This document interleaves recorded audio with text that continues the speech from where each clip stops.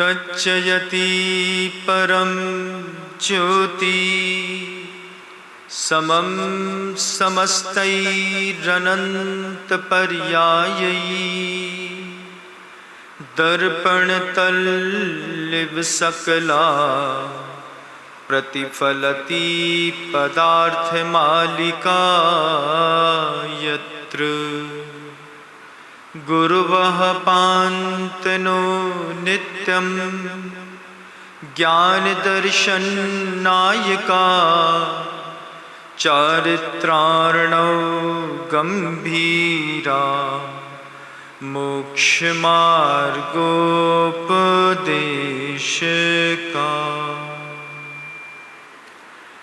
अहिंसा परमो धर्म की परम पूज्य आचार्य भगवंत गुरुदेव श्री विद्यासागर जी महाराज की, वर्तमान आचार्य परमेष्ठी गुरुदेव श्री समय सागर जी महाराज की, समस्त मुनि संघ की,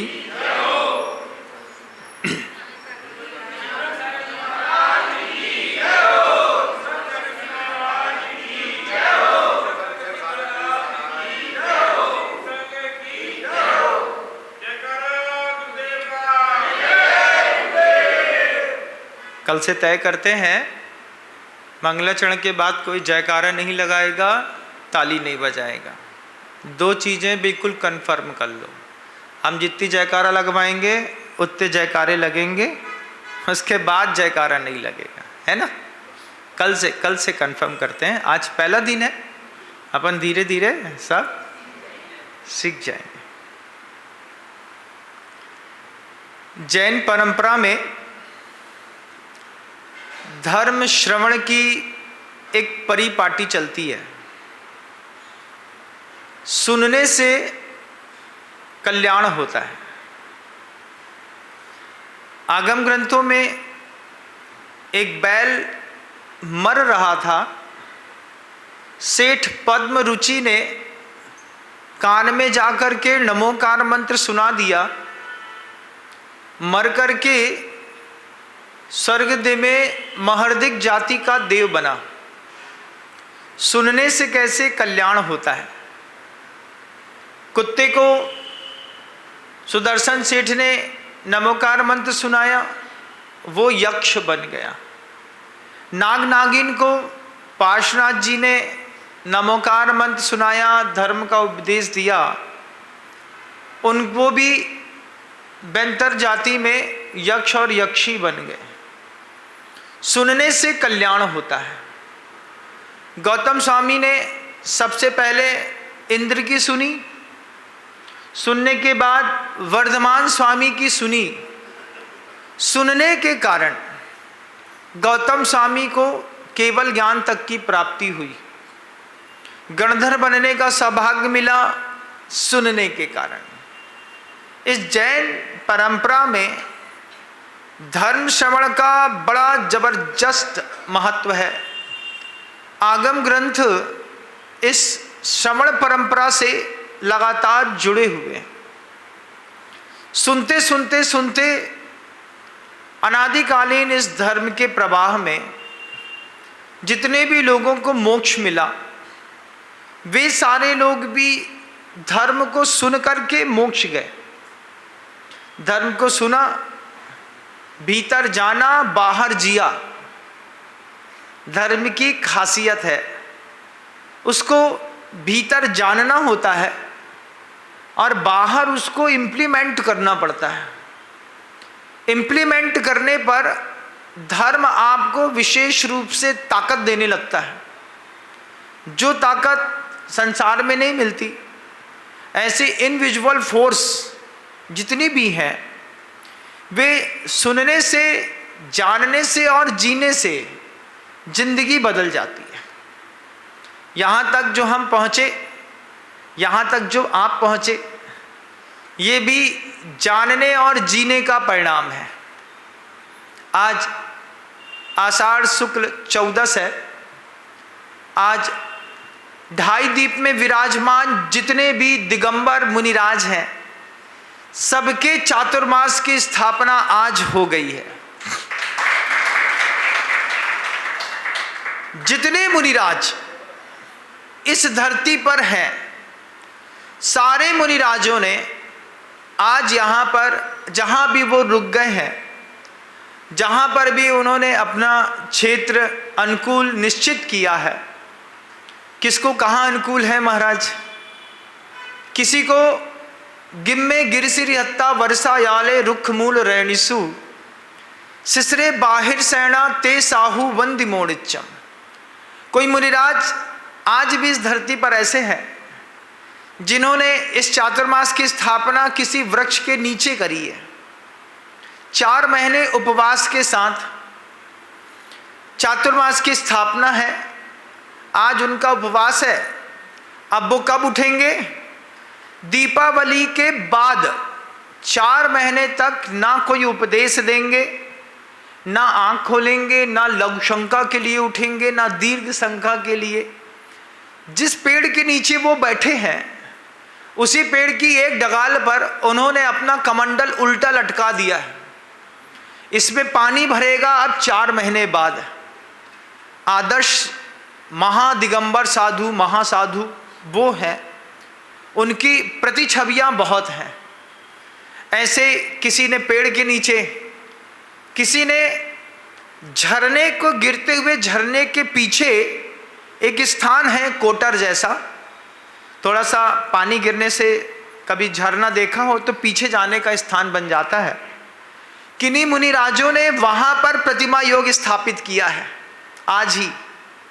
और यहाँ पे महाराज पंचम काल में यहाँ तो नहीं दिखेंगे, लेकिन ढाई द्वीप में कहीं ना कहीं ऐसे भी मुनिराज हैं जिन मुनिराज ने बहते हुए झरने के पानी के ठीक पीछे, आप सोचिए, हवा चलेगी, शरीर भीग जाएगा, कैसे सुखाएंगे? कुछ नहीं, जो होगा देखा जाएगा। गजब के सहनन के साथ एक बार आत्मस्थ होकर के बैठेंगे। वो भी 4 महीने बाद अपना इस व्रत से मुक्त होंगे। कुछ मुनिराज ऐसे हैं जो पर्वत के शिखर पर बैठ करके वर्षा योग धारण कर रहे हैं। गिरी के ऊपर चढ़ कर के बैठेंगे और वहीं पर लगातार सुबह शाम दिन रात बारिश होगी, बारिश में भी बैठे रहेंगे। इसके बाद कुमार की गर्मी पड़ेगी 2 महीने बाद, आश्विन की, उस तेज गर्मी में भी वो वहीं बैठे रहेंगे। फिर दीपावली की मंदी मंदी ठंडक रात में जो बनने लगेगी, दिन रात वहीं पर बैठ कर के शरीर में फफूंद लग जाएगी। लेकिन वो मुनिराज वहाँ पर बैठे रह कर के दीपावली के अंत में फिर अपने चातुर्मास का निष्ठापन करके उठेंगे। सर्वप्रथम ऐसे दिगंबर गुरुओं के चरणों में बारंबार बारंबार बारंबार नमस्कार है, क्योंकि इतना सहनन इधर नहीं है।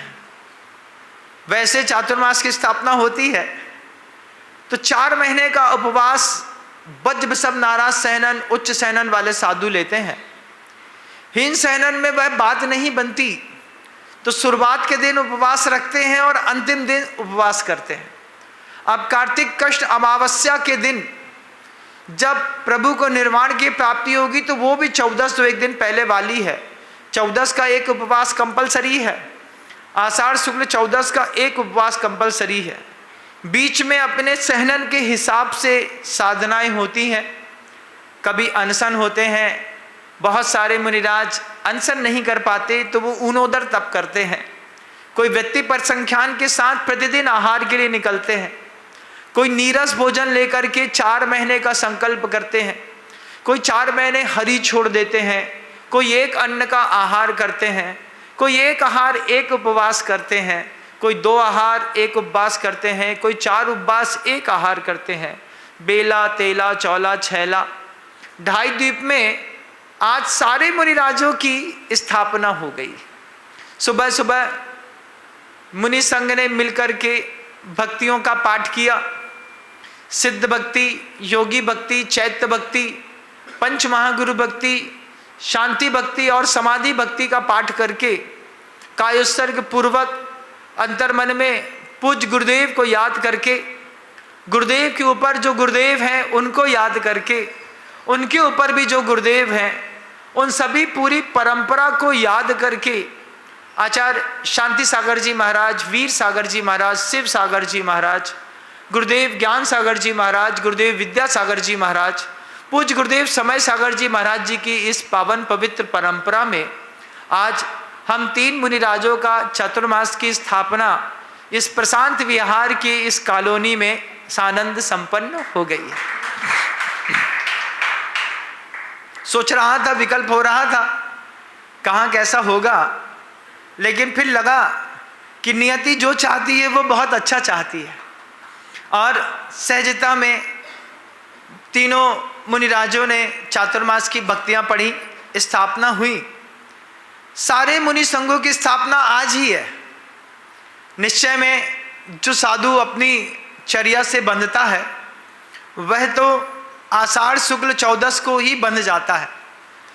उसके बाद एक व्यवहार वाली स्थापना और होती है जिसको आप कलश की स्थापना कहते हैं, जिससे समाज एकत्रित होती है, तीर्थ क्षेत्रों की उद्धारों की अनुकूलताएं बनती हैं, लोग धर्म लाभ लेते हैं। वह स्थापना का कार्यक्रम अनुकूलता देख करके समाज के लोगों ने 2 अगस्त का रखा हुआ है, रविवार के दिन। लेकिन जितने भी मुनि हैं उन मुनियों की स्थापना तो आज हो गई। जितनी आरिकाएं हैं, जितने छुल्लक हैं, अभी 5 दिन और हैं। चतुर्थी तक हर साधु को अपनी स्थापना नियम से कर लेनी है। हो सकता है कोई साधु परमेष्ठी अपने गंतव्य तक ना पहुंच पाए हों। आगम ग्रंथों में 14 के बाद 5 दिन और मिलते हैं। चतुर्थी को नियम से स्थापना हो ही जाती है। ये जैन श्रमण परंपरा की निर्मल परिपाटी है। इसमें कई बार मंतर मन में प्रश्न आता है, चातुर्मास की स्थापना क्यों होती है? चातुर्मास की स्थापना सिर्फ दिगंबर साधु करते हैं ऐसा नहीं है।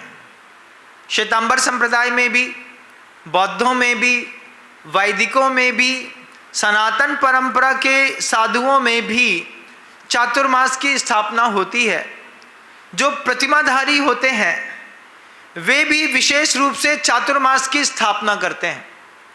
2 प्रतिमा से लेकर के 10 प्रतिमा तक के जिनके व्रत होते हैं, इनकी भी चातुर्मास की स्थापना गुरुओं की परंपरा के अनुसार हुआ करती है। चातुर्मास जब दिगंबर साधु स्थापित करता है उस समय उनके मन के अंदर एक गाथा हमेशा चलती रहती है, धम्मो मंगल मुद्दिठम अहिंसा संयमो तवो देवाभितस्य पणमंती जस धम्मे सयामणो। जिसके मन में चातुर्मास के दौरान ये अहिंसा, संयम और तप 3 चीज विशेष रूप से जीवन में आकार लेती है। पहले भी कहा मैंने, धर्म को भीतर से जानना है और बाहर से जीना है। जानने और जीने के लिए चातुर्मास है। पहले हम जानते हैं कैसे साधना आकार लेती है। आज आषाढ़ सुदी 14 के बाद आम नहीं खाए जाते। अब आम में नियम से कीड़ा पड़ गया, चाहे तोतापरी हो, चाहे वो किसी और भी हो, दशहरी हो, किसी भी प्रकार का आम हो। जैन श्रावक और साधु आषाढ़ शुक्ल 14 के बाद आम नहीं खाता। आम में नियम से अब कीड़े पड़ जाते हैं, उसका पूरा अंदर का स्वाद उतर जाता है और उसमें लगातार जीवोत्पत्ति होना शुरू हो जाती है। आम वर्जित हो जाता है, दूसरी चीज़ें प्रवाह में आगे आने लगती हैं। इस चातुर्मास में मुख्य उद्देश्य दिगंबर जैन साधुओं का अहिंसा का पालन होता है।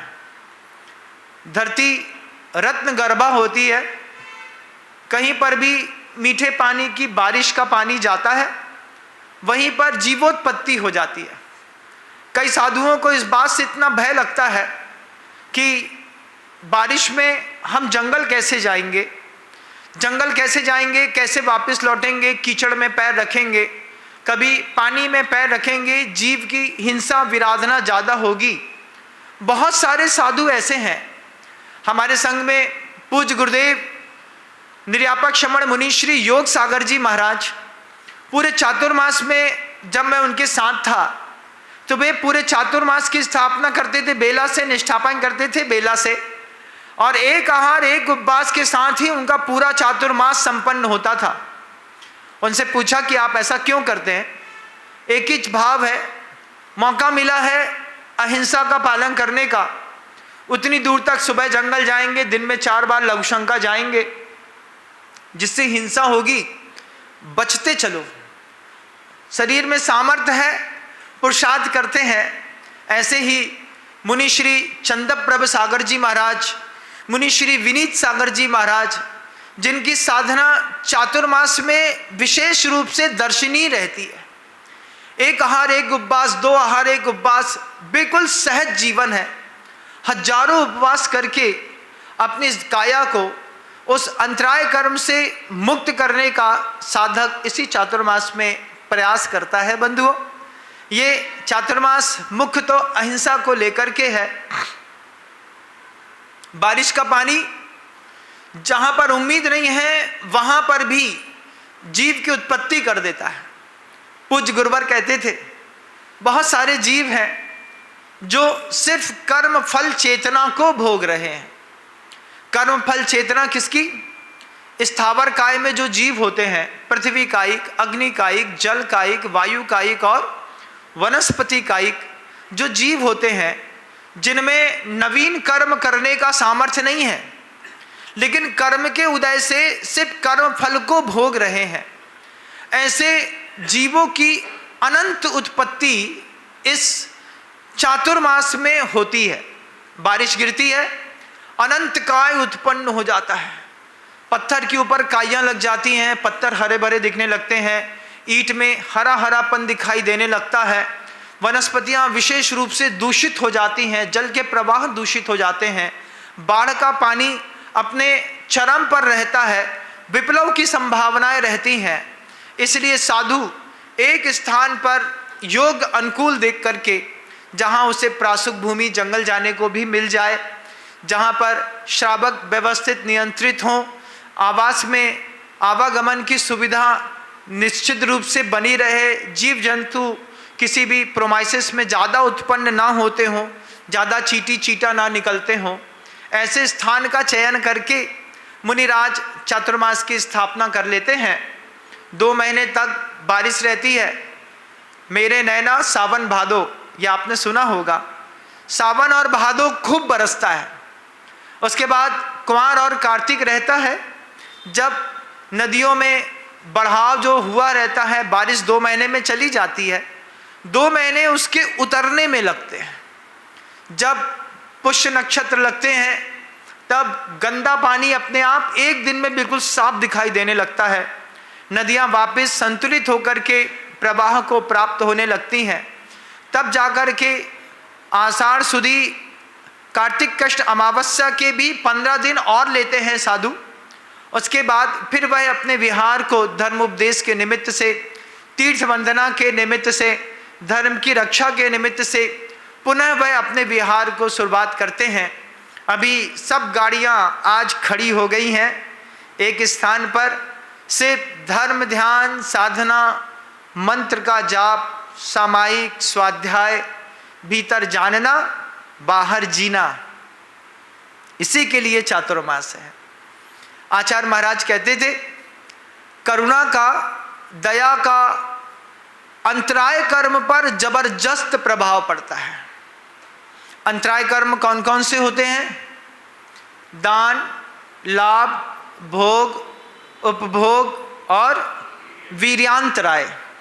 जब आप अहिंसा का निर्दोष पालन करते हैं, पहले जान लेते हैं फिर जी लेते हैं।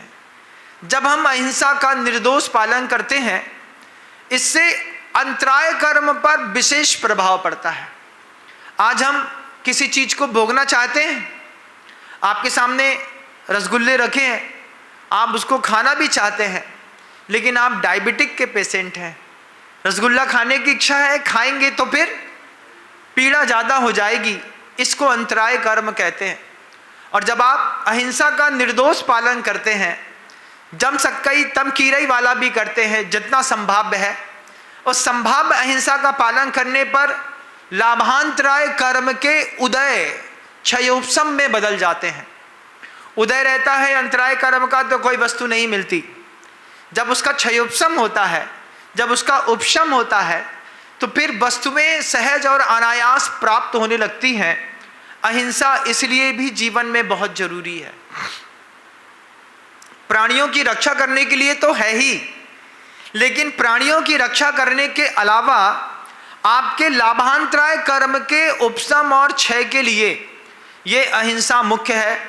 साधु इसको गंभीरता से समझते हैं, वे भी अपना लाभांतराय कर्म देख रहे हैं। सामने किसी श्रावक को देखना हो, मुनि महाराज को तो पीड़ा होती है बंधुओं, वो सोचते हैं काश आँख के सामने सीमंदर स्वामी का दर्शन हुआ होता, लेकिन सीमंदर स्वामी का दर्शन तो हुआ नहीं, सामने कपड़ा पहने वाले गृहस्थ देखने पड़ते हैं। आपकी किस्मत तेज है, आपको तो दिगंबर गुरु आँख में दिखाई देता है, लेकिन हमारी किस्मत तो फूटी है ना। नहीं महाराज, हम भी आपके साथ धर्म लाभ लेंगे, निश्चित रूप से धर्म लाभ लेंगे, लेकिन आपको क्या मिल रहा है और मुझे क्या मिल रहा है, दोनों में बहुत अंतर है।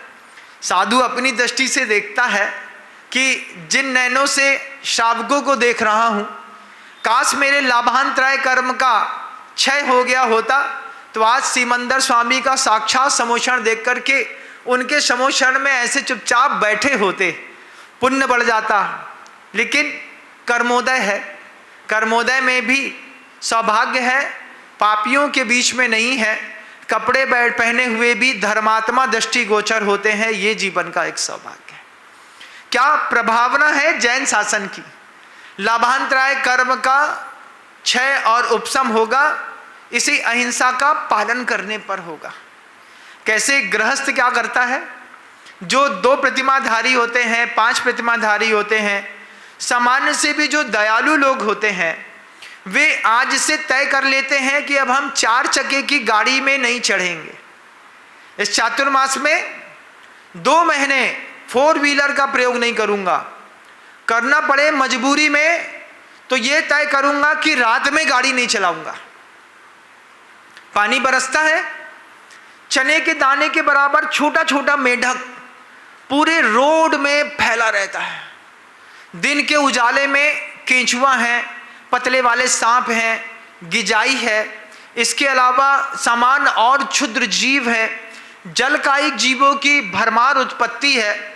ये पूरी रोड जाम रहती है अनंतानंत जीवों से।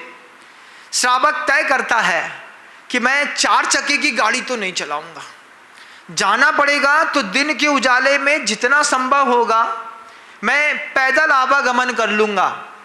एक साइकिल खरीद लो भैया, फायदे का सौदा है। क्या 4 महीने में शुरुआत के जब तक बारिश होती रहेगी तब तक सिर्फ साइकिल चलाएंगे, पेट भी सही रहेगा, स्पाइंडोलाइसिस की प्रॉब्लम भी नहीं होगी, साइकिल का चक्का भी बिल्कुल पतला होता है ना, तो सबसे कम हिंसा, जाना पड़े तो साइकिल का प्रयोग कर लेंगे, जाना पड़े तो फिर सामूहिक सरकारी वाहन का प्रयोग कर लेंगे। अपने वाहन में जब आप व्यक्तिगत रूप से चलते हैं, बहुत सारी 4x4 की क्लासिक की गाड़ियां होती हैं, इतने मोटे मोटे टायर होते हैं, जितना मोटा टायर है उतनी ज़्यादा जीव हिंसा है। धीमे चलाने पर ज़्यादा हिंसा है, तेज चलाने पर भी हिंसा है। धीरे चला रहे हैं, जिसके ऊपर से निकले वो आराम से धीरे धीरे मृत्यु को प्राप्त हो रहा है। इसी बारिश के दिनों में अंदर उमस पैदा होगी, तफरी करने का मन होता है, बच्चे बड़ी बाइक लेकर के और फुर्र चलाते हैं। अच्छे माता पिता इसी बारिश में अपने बच्चे की गाड़ी में स्पीडोमीटर में गवर्नर लगा देते हैं, तय कर देते हैं बारिश में 40 किलोमीटर से ऊपर की स्पीड की बाइक नहीं चलेगी। इससे आपके बच्चे की जीवन की रक्षा भी होती है। बारिश में सड़क में गोबर पड़ा होता है, बारिश में पानी गिर रहा होता है, सड़क चिकनी हो जाती है।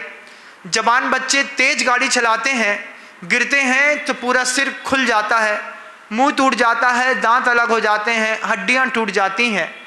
एक व्यवस्थित माता पिता का कर्तव्य बनता है इस बारिश के दिनों में सबसे पहले 2 चक्के वाली जो गाड़ियां हैं उसके स्पीडोमीटर में एक छोटा सा इतना सा एक रबड़ का टुकड़ा लगता है, उसको गवर्नर कहते हैं। वो गवर्नर लगा देने से उसकी स्पीड 40 से ज़्यादा नहीं होगी, कितना भी वो घुमाएगा 40 से ऊपर नहीं भगेगा। इससे आपके बच्चे का जीवन, आपकी बेटी का जीवन, आपके पिताजी का जीवन भी बचेगा। और बच्चे को स्ट्रिक्टली ऑर्डर दे दिए जाते हैं कि अगले 3 महीने तक इसका गवर्नर नहीं निकलेगा। ये जैन शासन है। जैन शासन भीतर से जानने और बाहर से जीने पर विश्वास रखने वाला जैन शासन है। इस चातुर्मास में श्रावक कहाँ पर अपनी भूमिकाएं तय करके कैसे पाप कम करता है ये तय कर लिया जाता है। बारिश के दिनों का पानी जो होता है वो जब कुएं के प्रवाह से प्रवाहित होकर के आता है तो विषाक्त जो पत्तियां, फूल, पौधे होते हैं उनसे पानी अंदर जाता है धरती से, फिर वो बारिश का पानी अंदर आता है कुएं में। आपने कुएं का पानी भी हरा लाल देखा होगा, वो हरा लाल हो जाता है। तब बारिश के दिनों में एक छोटी सी पन्नी घर के बाहर टेरिस में बांध लीजिए और बारिश के पानी का ही उपयोग करिए। ऊपर से बरसने वाला जो बारिश का पानी होता है उसमें कहीं पर भी विषाक्तपना नहीं होता। रोज 5 टंकी 4 टंकी पानी भर लो, पानी बरसता रहेगा। नल के पानी का प्रयोग नहीं करना है, बोरिंग के पानी का प्रयोग नहीं करना है, कुएं के पानी का भी प्रयोग नहीं करना है। 4 महीने पानी का मौका मिलता है। एक 500 लीटर की टंकी बारिश के पानी की भर ली, जिसमें किसी भी प्रकार की विषाक्त वनस्पतियों का पानी प्रवाह से प्रभावित होकर के नहीं आएगा और खाने से पीने से आपको किसी भी प्रकार की स्किन डिसीज नहीं होगी। दोनों फायदा है, स्वास्थ्य भी सुरक्षित रहेगा और धर्म की रक्षा भी होती रहेगी। इसके लिए ये चातुर्मास की स्थापना है। मुनि महाराज आरिकाएं, क्षुल्लक, एलक समाज के बीच में चातुर्मास करते हैं। इसी तरीके के निर्मल उपदेशों के माध्यम से श्रावक का भी पाप कम करते हैं। हम इस चातुर्मास के दौरान तय करते हैं कि पानी वाली जितनी भी वनस्पति कायिक सब्जियां हैं हम इनका प्रयोग कम करें। लौकी है, तरोई है, रिरुआ है, इसमें जल की मात्रा ज़्यादा रहती है। जल की मात्रा ज़्यादा रहने के कारण इसमें भी विषाक्तपना आता है। कड़वी लौकी अभी आती है। अब इस 4 महीने में लौकी बनाने से पहले, खाने और खिलाने से पहले एक थोड़ी सी टेस्ट कर लेनी पड़ती है। थोड़ी सी लौकी टेस्ट कर ली, मान लीजिए आपने लौकी खाई है, पालना है, मुनिराज के लिए भी बनाई है, तो आप एक छोटी सी लौकी का टुकड़ा पहले मुंह में डाल करके टेस्ट करके देख लें कि ये कड़वी तो नहीं है। क्योंकि अगर विषाक्त लौकी 1 चम्मच भी मुनिराज के पेट में चली गई तो कम से कम 35 दस्त लगेंगे। 35 दस्तों में हालत बिल्कुल ढीली हो जाती है। कई बार साधु परमेष्ठियों का प्राणांत हो जाता है विषाक्त लौकी खाने से। इतिहास इस बात के लिए प्रसिद्ध है कि गौतम बुद्ध का जो मरण हुआ था वो इसी तरीके का विषाक्त पकवान बारिश के दिनों में खाने के कारण उनकी मृत्यु हो गई थी। ये विषाक्तपना हमारे जीवन में ना आए, इसको हमको तय करना पड़ता है। ककड़ी खाने की आदत होती है, वह ककड़ी भी करेले से ज़्यादा विषाक्त होती है, उसको भी पहले थोड़ा सा टेस्ट कर लिया जाता है। हर ककड़ी थोड़ी सी टेस्ट करेंगे, फिर महाराज के लिए बनाएंगे। वैसे तो महाराज साधना में महारथी होते हैं, लेकिन फिर भी जो मुनिराज लेते हैं उनका और आपका दोनों का स्वास्थ्य अनुकूल रहे। 4 ककड़ी बनाई, 4 में से 1 विषाक्त बना दी, 3 अच्छी बना दी। महाराज को दिया, खाया, अब मुंह में गई, उन्होंने मान लो अंदर डाल भी ली, लेकिन फिर दिन भर परेशान होना पड़ता है। इस हिंसा से भी बचना इस चातुर्मास में हम सबकी एक अच्छी जवाबदारी बनती है। रात के समय में वाहन चलाने वाले जितने भी लोग होते हैं, नाली के अंदर से जीव लगातार तेज पानी के बहाव के कारण रोड में आ जाते हैं। पूरे बारिश में देखिएगा हरे हरे मेढक रास्ते में आपको मरे पड़े मिलेंगे। जितने चूहा होते हैं, ये चूहों के बिलों में पानी भर जाता है तो सांप चूहा पकड़ने के लिए निकलता है। इन्हीं बारिश के दिनों में वही चूहे कई बार सांप खा जाते हैं, कई बार चूहा और सांप गाड़ी के बीच में आने के कारण कुचल जाते हैं। तो एक अहिंसक जो जीवन शैली है उसमें हम ये तय कर लेते हैं कि हमारे निमित्त से अगले 2 महीने तो न्यूनतम हिंसा होने वाली है। क्यों? क्योंकि अहिंसा का आपके अंतराय कर्म पर जबरदस्त प्रभाव पड़ता है। लाभांतराय कर्म का उदय होगा तब इष्ट वस्तु की प्राप्ति होगी। ये लाभांतराय कर्म के उदय के लिए, क्षयोपशम के लिए, क्षय के लिए ये अहिंसा, ये चातुर्मास हमारे जीवन को एक नया शेप देता है। पहले हम जान लेते हैं, फिर हम जी लेते हैं। बंधुओं, ये जानने और जीने वाला धर्म है। सुनने से, हमने कहा ना, जैन धर्म में धर्म श्रवण की गजब की परिपाटी है। सुनने से बहुत चीज़ों में कमाल होता है।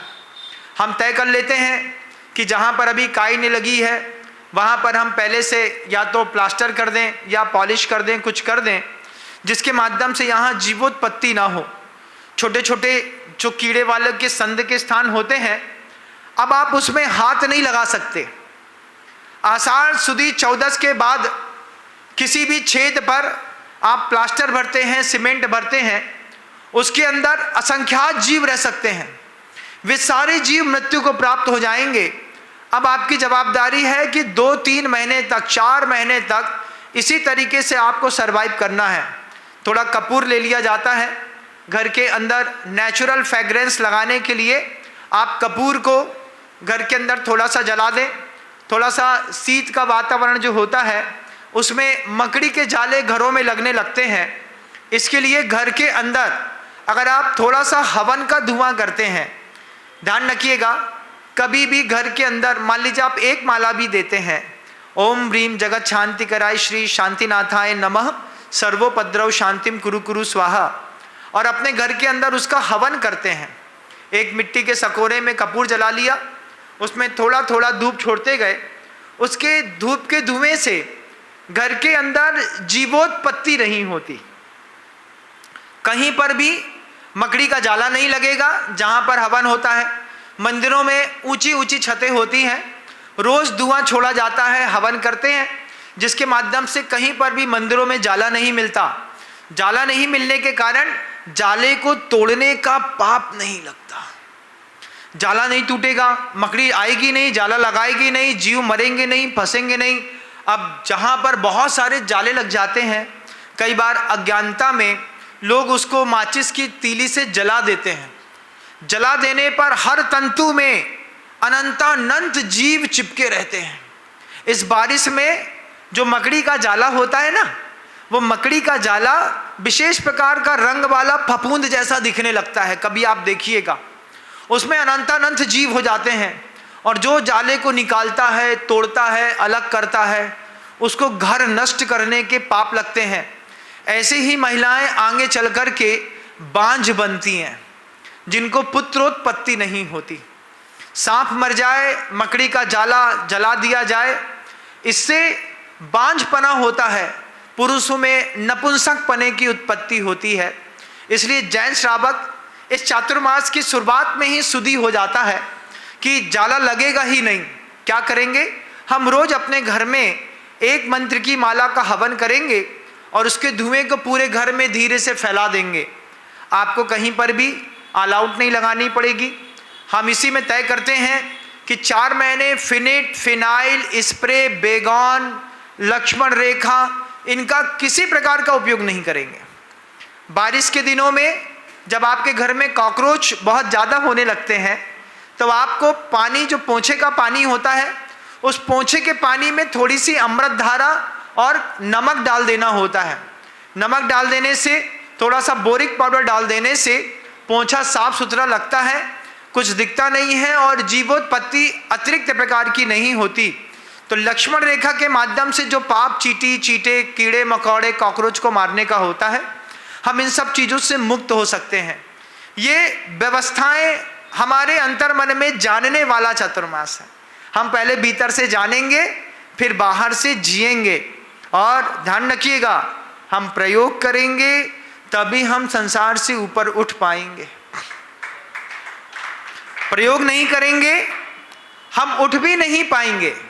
हमको इसको जानना भी है और जीना भी है। इन्हीं बारिश के दिनों में आप ध्यान रखिएगा कि बारिश के दिनों में बहुत ज़्यादा गीलापन आदमी को परेशान करता है।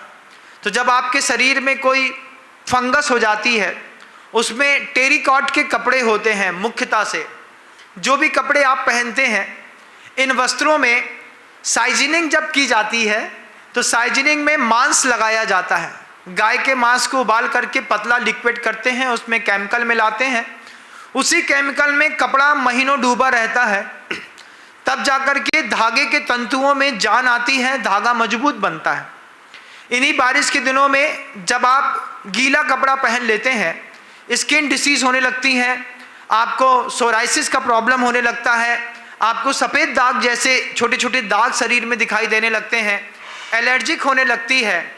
इन्हीं बारिश के दिनों में हम तय करते हैं कि बिल्कुल हल्के और फ्री रहने वाले अंडरवियर बनियाइन अगर हम कॉटन के यूज़ करते हैं, अगर हथकरघे के आप अंडरवियर बनियाइन से कपड़े यूज़ करते हैं, तो आपकी अहिंसा भी निश्चित रूप से अच्छी पलती है और अनंत जीवों की उत्पत्ति जो आपके कपड़े के माध्यम से होने वाली थी, उससे भी आप इस चातुर्मास में बच करके धर्म लाभ ले सकते हैं। चातुर्मास करना तो कहाँ था, गिरि कंदर दुर्गेशु ये बसंती दिगंबरा। भगवान से प्रार्थना थी एक चातुर्मास ऐसा हो कि गुफा में हो जाए, उदयगिरी खंडगिरी की गुफा में हो जाए, किसी जंगल में स्थान पे हो जाए, एक समय का भोजन शावक दे और गायब हो जाए। लेकिन आगम में ऐसी आज्ञा पंचम काल के मुनियों के लिए नहीं। पंचम काल के मुनियों के लिए कहा उपवन में ठहरो, गृहस्थों के बीच में नहीं, गृहस्थों के घर में नहीं, गृहस्थों से थोड़ी दूरी बना करके रहो और वहीं पर रह कर के एकांत में साधना करो। स्वच्छ वायु पानी के कारण अपनी धर्माराधना निरंतर अच्छे से करो और समय समय पर उपयोग की शुद्धता और शुभता देखते हुए श्रावकों को भी धर्म लाभ देते रहो।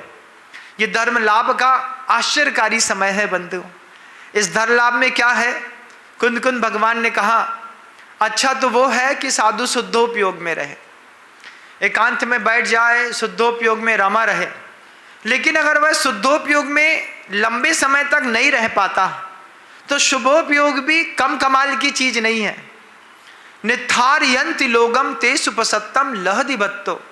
आचार्य कुंद कुंद भगवान जी कहते हैं कि उस शुद्धोपयोग के छोड़ करके शुभोपयोग में आने पर वो साधु गृहस्थ को तारता है। साधु का स्वाध्याय है, उसने आगम ग्रंथ पढ़े हैं, गाथाओं को समझा है, जिया है, वो खुद भी तय करता है, आप भी तय करिए कि हम किस तरीके से अहिंसा का पालन करेंगे। उपदेश सुनकर के वो सीखता है।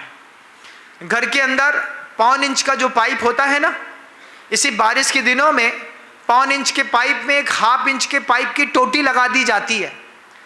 1.25 इंच के पाइप से फ्लो ज़्यादा आता है, 1/2 इंच का पाइप ले आइए, 1/2 इंच की मोटर में कम पानी में ज़्यादा काम हो जाता है।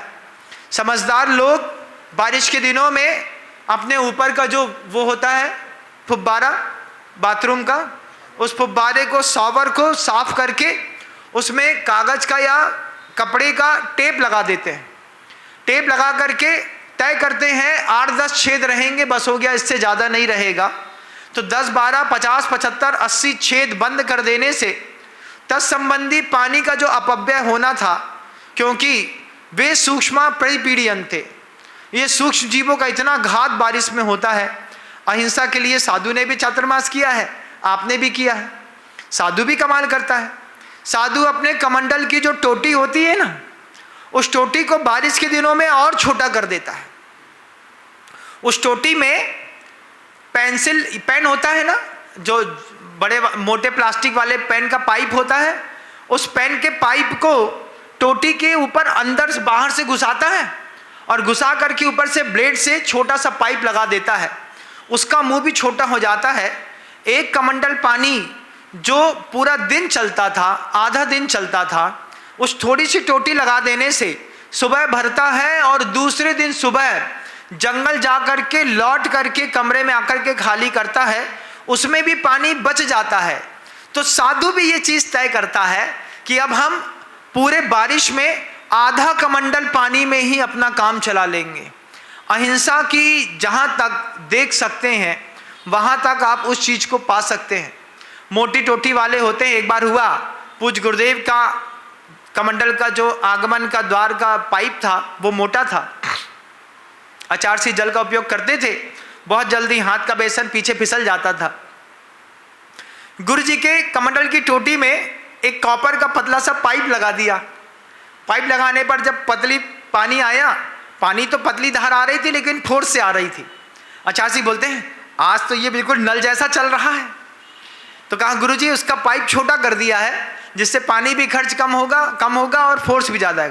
बोले यही तो ज्ञान है, प्रायोगिक ज्ञान की कीमत है इस संसार में। तो कमंडल की चोटी का पाइप साधु छोटा कर लेता है। आप भी ऊपर के उसका जो पाइप होता है फुब्बारे का, उसमें टेप चिपका दो, कोई दूसरी चीज चिपका करके आधे से ज्यादा छेद बंद कर दो। नल के पाइप जो मोटे मोटे रहते हैं उसको भी पतला कर दो। फोर्स वाले जो मशीनें होती हैं उसका प्रयोग बारिश में नहीं करते। गाड़ी धोने वाली मशीनें रहती है ना, कई लोगों के घरों में उसकी मोटी वाली मशीन रहती है, उससे पूरा घर साफ करते हैं। उससे साफ करने पर भी असंख्यात अनंत जीवों की राशि घात को प्राप्त होती है। ये हमारा चतुर्मास अहिंसा वाला चतुर्मास है, परिवर्तन वाला चातुर्मास। इस युग परिवर्तन वाले चातुर्मास में हम ये बात तय करते हैं कि हम जितनी अहिंसा का पालन कर पाएंगे, उस अहिंसा के पालन करने के कारण हमारे अंतराय कर्म में फर्क पड़ने लगेगा। लाभांतराय कर्म में फर्क पड़ेगा, भोगांतराय कर्म में भी फर्क पड़ेगा। भोगांतराय का तो उदाहरण दे दिया, लाभांतराय कर्म का उदाहरण है हम किसी चीज का लाभ चाहते हैं, हो नहीं पाता। माँ बहनें भी सीखेंगी इस बात को, जितनी अहिंसा पल जाए जीवन का सौभाग्य है। कई महिलाएं आकर के कहती हैं मंदिर के सामने रहते हैं, उसके बाद भी भगवान के दर्शन 25 दिन तक नहीं हो पाते। ये लाभांतराय कर्म का उदय चल रहा है। अगर महिलाएं अहिंसा का पालन करेंगी तो सिर्फ 4 दिन 5 दिन उनको रुकना पड़ेगा महीने में। 6वें दिन वे स्वतंत्र रूप से जिनेंद्र भगवान की भक्ति कर पाएंगी। ये भी लाभांतराय कर्म के क्षयोपशम और क्षय के लिए आप इस अहिंसा का पालन निरंतर करते रहिए। चातुर्मास की स्थापना अगर गुरु की आपके मोहल्ले में हुई, ये आपके जीवन का सौभाग्य है। कोई पढ़ा लिखा समझदार सही उपदेश देने वाला कलावान साधु अगर मोहल्ले में मिल जाए तो समझना कि हमने गली में पड़ा हुआ हीरा पा लिया। अब हीरे की अंगूठी बना लो और बना करके हाथ में पहन लो। इसी चातुर्मास में श्रावक आषाढ़ सुदी 14 को संकल्प करता है अगले 4 महीने तक घर में एक भी गढ़ंत नहीं आएगा। आलू नहीं आएगा, प्याज नहीं आएगा, लहसुन नहीं आएगी, मूली नहीं आएगी, अदरक नहीं आएगी, गाजर नहीं आएगा, अंगीठा नहीं आएगा। जितने भी गढ़ंत की चीजें होती हैं जो मिट्टी के अंदर गड़ी रहती हैं, आपके निमित्त से किसी ने गढ़ंत की चीजों को खोदा, निकाला, धोया, लाया, आपको दिया, सिर्फ स्वाद के लिए आपने खाया। सामान्य दिनों से बारिश के दिनों में गढ़ंत खाने पर और उत्तरोत्तर उत्तरोत्तर महान महान महान आश्रवो भवति। आचार्य सर्वार्थ सिद्धि में इस बात को कहते हैं कि आपके भोजन की पवित्रता आपको खुद तय कर लेनी है। आपके घर के अंदर आलू प्याज है, ये मत बोलो बस इसको खाने के बाद कल से नहीं बुलाएंगे। जो है उसको घर से बाहर निकाल दो, आज से त्याग है। इस चातुर्मास के दौरान कोई भी श्रावक अचार नहीं खाता। बारिश का अचार असंख्यात जीवोत्पत्ति तो वैसे भी करता है, लेकिन अचार नहीं खाए जाते। बारिश के दिनों में पापड़ बाजार के नहीं खाए जाते। जो पापड़ होते हैं वो घर के ही बनते हैं। 2-3 दिनों में खा लिया सौभाग्य है, नहीं मिला तो कोई बात नहीं। भोजन की अहिंसा भी आपके अंतराय कर्म पर फर्क डालती है, क्योंकि मंदिर में आप सिर्फ आधे घंटे का प्रयोग करते हैं, 1 घंटा रहते हैं। 23 घंटे तो आपको आपके वातावरण में ही अहिंसा धर्म का पालन करना है।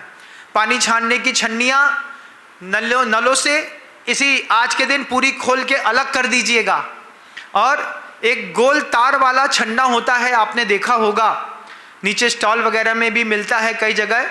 उसमें बीच में कहीं पर सिलाई नहीं होती, मोटे लट्ठे का होता है। इस पूरे चातुर्मास में जितनी छन्नियाँ नलों में लगी हैं, सारी छन्नियाँ आज निकाल के फेंक दीजिए और ये तय करिए कि आपके घर के अंदर का पानी किसी भी नल से निकलेगा वो गल्ले से छन करके निकलेगा। छने पानी का नियम होता है, प्लास्टिक की छन्नी से पानी नहीं छनता। कई परिवारों में प्लास्टिक की छन्नी के पानी की परंपरा चल बैठी है, जो कि सर्वथा अनुपयुक्त है। जैन शासन कहता है शुरुआत जल गालन से होती है। जल गालन के लिए मोटा लट्ठे का छन्ना बाजार से नहीं, हथकरघा वाला खरीद के लाना है। हथकरघा वाले लट्ठे का हमको 4 महीने और आगे भी ऐसा प्रयोग करना है। छोटी सी परंपरा है, आप घर के तीर्थंकर बन करके अपने पूरे परिवार को सिखा सकते हैं। बच्चा छन्नी बांधेगा क्योंकि उसको स्टैंडर्ड दिखेगा। तुम अपने घर में 5 लोगों के लिए, 7 लोगों के लिए, 10 लोगों के लिए तीर्थंकर बनो। तीर्थ करो इति तीर्थंकर, हमारे घर का तीर्थंकर हम हैं। हमने देशना सुनी है मुनिराज की, मुनिराज की देशना सुन करके अब हम अपने घर में तीर्थ प्रवर्तन करेंगे, अहिंसा तीर्थ का प्रवर्तन करेंगे। घर का छन्ना निकालेंगे, छन्नियाँ निकालेंगे। प्लास्टिक की जो आपने पानी छानने की, दूध छानने की छन्नियाँ रखी हैं, पहले दिन से तय करिए महाराज आए हैं, भौसा खाता थोड़ी है, धर्म लाभ देने के लिए आए हैं। एक कान से सुने, दूसरे कान से निकाल दिए। ऐसे लोगों की 2 कौड़ी की कीमत नहीं है, ना इस संसार में ना उस संसार में। ध्यान रखना, इसको सुनो, यहाँ से यहाँ ले जाओ, उसका मंथन करो। मंथन करने के बाद जब तैयार हो जाओ, प्रक्रियाओं में जुड़ जाओ, तो मुंह से निकाल करके पड़ोसी को धर्म लाभ दो। तुम्हारे घर में थैली नहीं बदली, तुम्हारे घर में अभी भी आलू प्याज आ रहा है, तुमने महाराज का प्रवचन नहीं सुना। जैन शासन में करने और कराने का जोरदार कर्तव्य है। ये कर्तव्य ऐसा जबरदस्त है, हमने उद्बोधन सुना, हम अपने आप को सुधारेंगे। और हम पड़ोसी नहीं सुन पाया तो पड़ोसी को जाकर के भी धर्म लाभ देंगे। अगर आप पड़ोसी को अपने घर से 20 मीटर लट्ठा गिफ्ट करते हैं, भैया महाराज ने कहा था चातुर्मास की स्थापना हुई है, ये हथकरघे का लट्ठा 20 मीटर हमारे परिवार की तरफ से आपको गिफ्ट है। इस लट्ठे का चौके में, नल में, छन्ने में, छानने में, हर जगह प्रयोग करना है। इस तरीके से धर्म की परंपरा का आदान प्रदान होता है। इस आदान प्रदान वाली परंपरा जबरदस्त है। जैन शासन इसलिए बना। प्रतिभा मंडल की बहनें चल चरखा, श्रमदान, ये ऐसा निर्दोष हथकरघा बनाता है जिससे आपके धर्म का निर्दोष पालन हो सकता है। हमारा कर्तव्य है हम उस हथकरघे के लट्ठे का प्रयोग अपने घर के आवश्यक कर्तव्यों में करें। किसी भी प्रकार से जहाँ तक आपको अहिंसा दिख सकती है उसको पालन करने के लिए गृहस्थ को अपना अंतर्मन तैयार कर लेना है। डिटर्जेंट पाउडर का पानी होता है ना, उस पानी को भी नाली में नहीं छोड़ते, एक छोटा सा सोख्ता बना दो। सोख्ता बना करके तय करो कि बारिश में जितना भी डिटर्जेंट का नहाने का पानी होगा हम इसी सोख्ते में डाल देंगे। सोख्ते में से थोड़ी ज़मीन में समाएगा। डिटर्जेंट का पानी जब नाली से बहता है तो नाली में रहने वाले जो जीव होते हैं उनको बिलबिलाते हुए जैसे तेजाब फेंक दी हो, मारता हुआ किलोमीटरों में निकल जाता है। तो व्रती सावक जैसे मुनि महाराज ने चातुर्मास की स्थापना करी, ऐसे व्रती सावक 2 प्रतिमाधारी, 3 प्रतिमा, 5 प्रतिमा, 7 प्रतिमा, 10 प्रतिमाधारी जो श्रावक होते हैं, वे श्रावक भी इसी तरीके से अपने चातुर्मास की स्थापना भक्ति के साथ कर लेते हैं। आज से मैं 2 महीने तक चप्पल नहीं पहनूंगा। चप्पल नहीं पहनूंगा तो बीच में कंकड़ पत्थर गड़ जाएंगे, गड़ता है गड़ जाने दो। यहाँ से दुकान जाऊंगा नंगे पैर जाऊंगा। लोग बोलेंगे क्या है, हम गर्व के साथ बोलेंगे हमारे चातुर्मास शुरू हो गए हैं, हम चातुर्मास में नहीं पहनते चप्पल। उससे क्या होगा, ईर्यापस समिति का बहुत अच्छे से पालन होगा। चप्पल नहीं पहनने के कारण सिर्फ आपके पैरों की रक्षा होगी ऐसा नहीं, बहुत फायदे हैं। पैरों की जितनी बीमारियां हैं, जितना गंदापन है, बारिश के पानी में वो अपने आप साफ हो जाना है। पैर बिल्कुल गाल जैसे गोरे दिखने लगेंगे। साथ ही साथ केंचुआ के ऊपर, मेढक के ऊपर, सांप के ऊपर, बिच्छू के ऊपर पैर न पड़ जाए, अवेयरनेस बनी रहेगी। अवेयरनेस बनी रहने के कारण आपके धर्म का भी निर्दोष तरीके से पालन होता चला जाएगा। ये दिगंबर जैन धर्म है। कितना मनोहारी, कितना कल्याणकारी धर्म है। धम्मो मंगल मुद्दिठम अहिंसा संयमो तपो। अहिंसा वाला, संयम वाला और तप वाला। अहिंसा संयम का सहारा मांगती है। असंयमी की अहिंसा नहीं होती, संयमी की ही अहिंसा होती है। हम इस 4 महीने में संयम ग्रहण करते हैं। जिब्बा का संयम है। सब्जियां खाने से वैसे भी परेशानियां होती हैं। इन्हीं 4 महीनों में अब आप उबले चने खा लीजिए, चवला खा लीजिए, बरबटी के बीज का प्रयोग कर लीजिए, आप कढ़ी खा लीजिए, लपटा खा लीजिए, लचका खा लीजिए, जिससे आपके अम्ल पित्त की शमितता होती रहती है। पतले वाले उड़द के पापड़, उसमें थोड़ी काली मिर्च, थोड़ा हींग दोनों डाल करके बना करके ताजे ताजे खा लीजिए, वायु का विकार नहीं होगा। सूंठ का प्रयोग इसी चातुर्मास में शुरू हो जाता है। उबली एक गांठ लेते हैं सूंठ की, और सूंठ की गांठ को एक गागर पानी में डाल के उबाल देते हैं, जिससे पानी के इन्फेक्शंस खत्म हो जाने से आपको डॉक्टर के यहाँ नहीं जाना पड़ेगा। नहीं तो बारिश के दिनों में सबसे ज़्यादा बल्ले बल्ले रहती है डॉक्टर्स की। इन्हीं बारिश के दिनों में जब आप आलू बुखारा, करौंदा या नींबू का खट्टा अचार खाते हैं, धीरे से आपको वातांश के प्रभाव के कारण कोल्ड हो जाएगा। महाराज कब जम गया है, नाक बह रही है, सिर जाम है, माइग्रेन हो रहा है, कितनी सारी प्रॉब्लम्स हैं। तो सीजन के हिसाब से आपके तिक्त, अम्ल और खट्टेपने के स्वभाव वाली चीज़ें बदलती चली जाती हैं। नींबू का प्रयोग पित्त के कारण अभी करते थे, अब नहीं करते। अब दूसरी चीज़ों के, आलू बुखारा आ गया, थोड़ी सी चटनी बना करके हल्का सा प्रयोग करें तो ठीक, कटोरा भर खा जाएं तो वो भी आपको कब्ज जमाने में कारण बन जाती है। इसमें प्रायोगिक धर्म होता है। बारिश के दिनों में जब मंदाग्नि बिल्कुल शरीर मंदा पड़ जाता है, जठराग्नि बिल्कुल मंद हो जाती है, तो सूखी खिचड़ी खाई जाती है। सूखी खिचड़ी कैसी? पानी वाली नहीं, सूखी वाली। सूखी वाली खिचड़ी तुअर की दाल की बना लीजिए।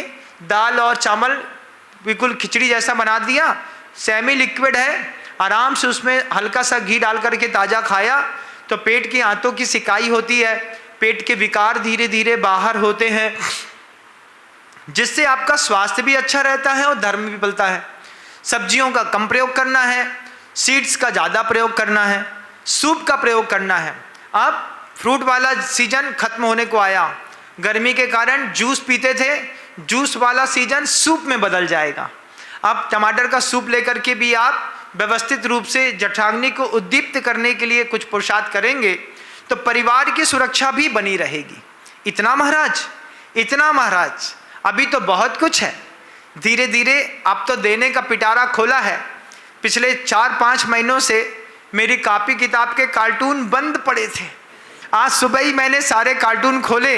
हमने कहा निकालो, भगवती से बोलो, उत्तिष्ठ मम ग्राहम तिष्ठ ठठ स्थापनम अत्र मम सन्निहितो भव भव वशट सन्निधिकरणम। वापिस जिनवाड़ी को माथे ऊपर लगाया, आशीर्वाद लिया, भगवती से कहा भगवती कृपा करो, कृपा करो कि जनता के बीच में वास्तविक धर्म पुनः प्रभावमान हो सके। ध्यान रखना बंधुओं, हम कितने भी आगे निकल आए हों, आज नहीं तो कल हमको लौटना पड़ेगा। लौटने में जितनी जल्दी लौट जाएं। गलत रास्ते पर गाड़ी चलाओ तो आदमी के मन के अंदर शंका रहती है। कोई चौराहा मिले जिसमें कहीं पर साइन बोर्ड नहीं लगे हों और आपको यहाँ से कानपुर जाना हो और आप गलत रास्ते पर चल बैठो, गाड़ी तो चला रहे हो लेकिन अंदर धक धुक करता है, गलत तो नहीं जा रहा है, गलत तो नहीं जा रहा है, गलत तो नहीं जा रहा है। 50 किलोमीटर आगे निकलने के बाद एक पत्थर दिखाई देता है, उसमें लिखा रहता है कानपुर इस रास्ते में 270 किलोमीटर है। अरे अभी तो 100 किलोमीटर बचा था, 50 किलोमीटर गलत आए। गलत आए तो क्या करते हैं आप? तुरंत निर्णय लेते हैं, भैया 50 किलोमीटर गलत आए, गाड़ी मोड़ो। अफसोस नहीं करते क्योंकि हम गलत रास्ते पे थे, लौटना हमारा कर्तव्य है। अभी तक हम गुरु की देशना नहीं मिलने के कारण गलत रास्ते पर थे। आप गलत हैं ऐसा नहीं, आपको जो दिखाया गया आप उस रास्ते को पकड़ बैठे। अब गुरु के दिखाए रास्ते पर हम संयम और अहिंसा और तप तीनों के साथ वापस लौटेंगे और लौट करके हम अपने धर्म की पुनर्स्थापना अपने ही घर में खुद करेंगे। हम स्वयं प्रयोग करेंगे। सामने जो बाजार का नमकीन टेबल पर रखा है, अब अलग कर देना होता है। उस नमकीन में बहुत सारे ऐसे तत्व होते हैं जो आपके स्वास्थ्य के साथ साथ आपका धर्म भ्रष्ट करते हैं। महिलाओं की जवाबदारी होती है कि घर के अंदर पतला वाला सेब समझते, मोटा सेब नहीं खाते बारिश में, पतला सेब जिसमें अजवाइन डली हो, थोड़ा काला नमक डला हो, थोड़ी हींग डली हो, ऐसा सेब बना करके बारिश के दिनों में हर 3 दिन में बनाना है। हर 3 दिन में बना करके देने से, बेसन खाने से, बेसन एंटीबैक्टीरियल और एंटी फंगल होता है। बेसन एंटीबैक्टीरियल होता है। पानी का अगर कोई दोष पेट के अंदर गया है तो बेसन खाने से, बेसन की बनी चीज़ें खाने से, बेसन के तले सेब खाने से वो ठीक हो जाता है। घी खाने की इच्छा नहीं होती है तो बेसन के भजिए में घी खाया जाता है। कई चीज़ें पता ही नहीं रहती, ये भजिया ले लो, तेल का भजिया बना दिया, ठीक। शुद्ध घी का भजिया बच्चों को 4 भी देंगे तो बच्चे बेसन भी खाएंगे, घी भी खा पाएंगे। घी और बेसन खाने के कारण उनके स्वास्थ्य की प्रतिरोधक क्षमताएं बारिश में बनी रहती हैं। बहुत जल्दी किसी भी प्रकार का ENT के थॉट इन्फेक्शंस नहीं होते। ये जानकारियां दूर दूर तक जानी चाहिए। आप जहां तक पहुंचा सकते हैं वहां तक आप जब तक इन जानकारी को नहीं पहुंचाएंगे तब तक आप धर्म को व्यवहार में नहीं जी पाएंगे, और जब तक व्यवहार में नहीं जी पाएंगे हम अंदर भी नहीं समझ पाएंगे। अंतर भी समझना है। हमने कहा ना, इस चातुर्मास में अहिंसा से सबसे ज्यादा प्रभाव पड़ता है तो आपके अंतराय कर्म के ऊपर। अंतराय कर्म क्या गजब की वस्तु आपके जीवन में प्रभाव डालेगा। दानांतराय, इस पर भी आपका प्रभाव पड़ेगा। लाभांतराय, भोगांतराय, उपभोगांतराय। उपभोगांतराय क्या है? एक बार चीज भोगी, गायब हो गई। इसका महाराज जी अहिंसा से क्या मतलब है? सर्वज्ञ की देशना है। सर्वज्ञ की देशना कहती है भोग और उपभोग की सामग्रियां आपको सही सही समय पर तभी मिलेगी जब तुम अहिंसक होगे।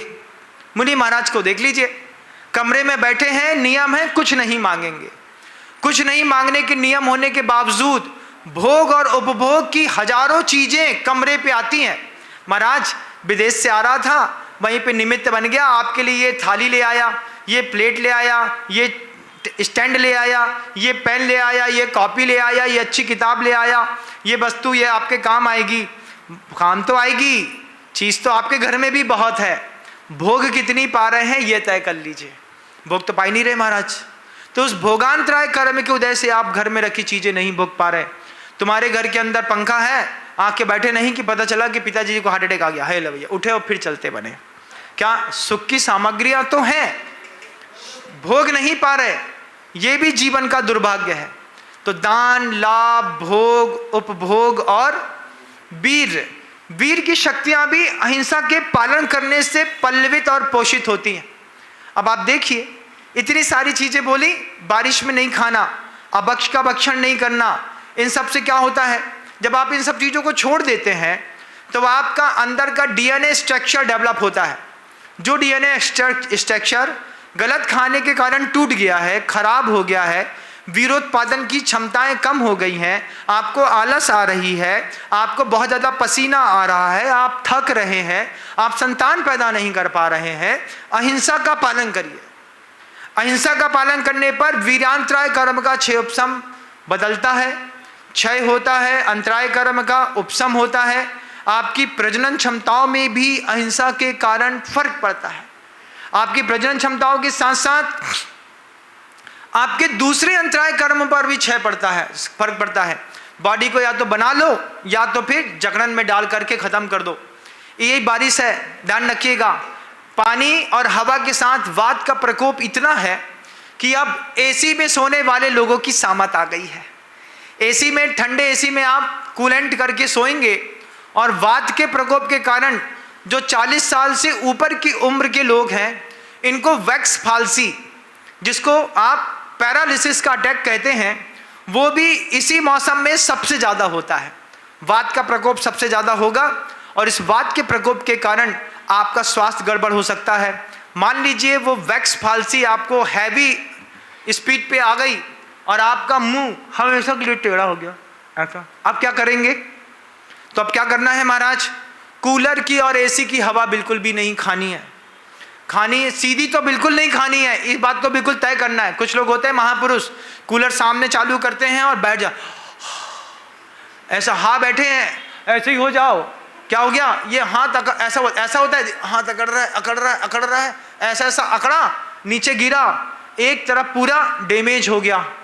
वो डैमेज हो गया, जवान लड़के का डैमेज हो गया, सोते सोते डैमेज हो गया, कहीं वायु भरी, आपने करवट ली रात में, आपको पता नहीं चला, पीठ दर्द हो रही है तो आप करवट ले रहे हैं, अब इतनी गहरी नींद में पीठ दर्द का एहसास हुआ, करवट ली और वायु का प्रकोप बढ़ा और आपको पैरालिसिस का अटैक आ गया। अब आप जिंदगी भर महाराज सब हो गया, उठ नहीं पा रहा, हाथ ऐसा उठाएगा, हाथ ऐसा। ये अहिंसा का पालन करने वालों, जल कायिक, वायु कायिक, वनस्पति कायिक, अग्नि कायिक, इन पृथ्वी कायिक, इन सारे जीवों की अहिंसा में अगर तुम्हारी चेतना तैयार नहीं है तो फिर मरने के लिए तैयार रहियो। लकड़ी भी जल्दी नहीं जलाती ऐसे इंसान को, वो भी वक्त मांगती है। बारिश में कोई मर जाए, लकड़ी भी जलाने से मना कर देती है, नहीं जलाएंगे। और घी डलता है, राल उठाते हैं, फूंकते हैं, कई जगह तो डीजल और मिट्टी तेल से जलना पड़ जाता है लोगों को। तुम्हारी दुर्गति तो ना हो, तुम्हारे शरीर छोड़ने के बाद तुम्हारा सब अपशिष्ट पदार्थों से न जले, ये भी जीवन का सौभाग्य है। नहीं तो टायर डाल दिए, क्या बोले लकड़ी आगे नहीं पकड़ रही भैया, टायर डाल दो, सॉल्यूशन डाल दो। कहाँ तो अंतिम देह का संस्कार शुद्ध घी, नारियल, कपूर, चंदन से होना था और इसमें तुमने अहिंसा का पालन नहीं किया और तुम्हारे संस्कार टायर ट्यूब से, डीजल से, पेट्रोल से, मिट्टी तेल से, राल से, इन सब से हो गए। ये भी सोचनीय विषय बनता है, बहुत कुछ सोचनी है। इन सारे सोचनीय वस्तु विषय तत्वों में आज शुरुआत हुई है। मुनि संघ ने गुरुदेव समय सागर जी महाराज जी के आशीर्वाद से दिल्ली के प्रशांत विहार में आज मैंने स्थापना की है और इस स्थापना के साथ चारों दिशाओं में दिग्बंधन भी है। दिल्ली वैसे तो 150 किलोमीटर पे है, लेकिन 25 किलोमीटर का मुनि संघ ने अपना एक साधन बांधा है।